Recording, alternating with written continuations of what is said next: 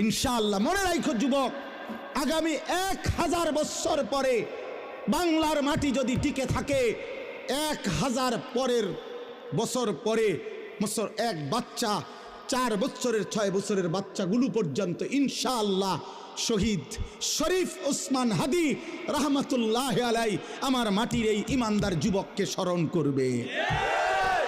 পৃথিবী তারে আর কোনোদিন ভুলবে না। পৃথিবীর ইতিহাসে সোনার অক্ষরে এই নাম লেখা হয়ে গেছে।